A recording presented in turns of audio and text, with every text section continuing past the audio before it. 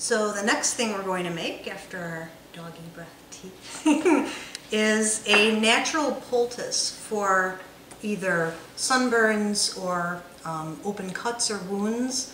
It's also great for irritated skin, so eczema or anything like that, or if you have a rash, you know, like sun rash or anything, a heat rash. So it'd be great for that as well. And again, you go to the store, you know, you have a burn or you've got something, you've got to buy something to put on it. They're expensive, right? They're really, really expensive. So these are all things that you can get very inexpensively. We're going to start out, we're going to use the raspberry leaf again. And I'm using about equal measures of the raspberry. And then this is marshmallow root, which is also fantastic. What's so great about marshmallow is that it actually coats and it soothes. Oh, it's just like Pepto-Bismol, is that right? It coats and it soothes. So it does really the same thing. What's really neat about marshmallow root is that it expands as you add water to it. It becomes very gelatinous. So the other thing we're going to use then is slippery elm.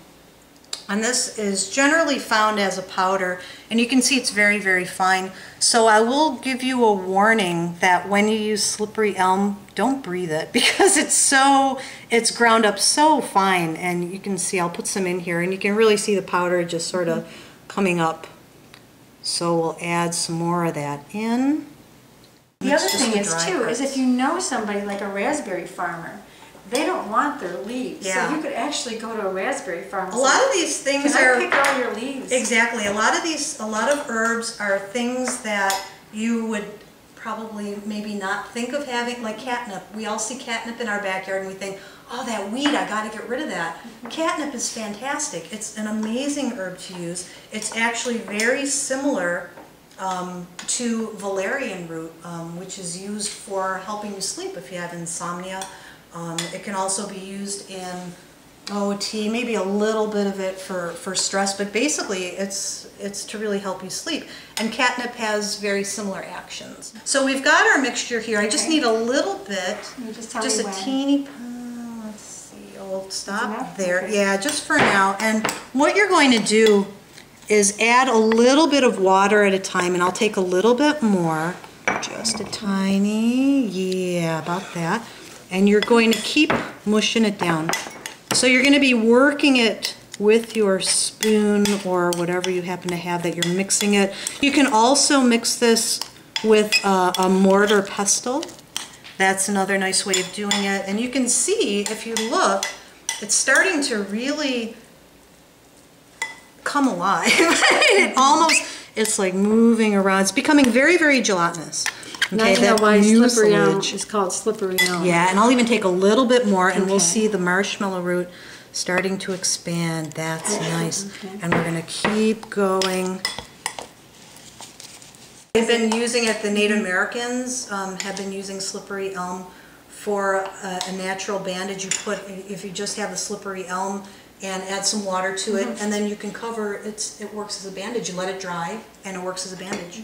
Okay. So like it's absolutely amazing. Like it's just it's a film right over the top. Now, could you use it as a facial?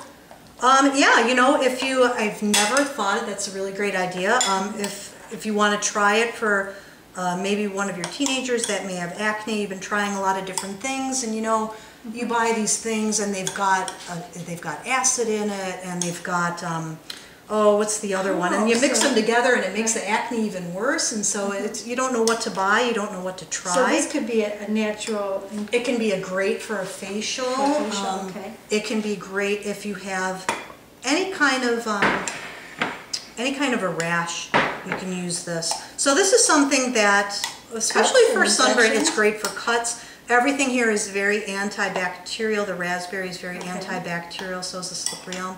And you can see it now, as it's like almost like a slime, which is that slippery elm working. It's the marshmallow that's really starting to expand, and so that's about the consistency that you would want for a poultice. So if you have a piece of skin, Tammy, I have a cut. Okay, we'll put it on that. Yay! Yay! And we're just gonna use a little bit, and you can keep that on it, and just let it dry a little bit.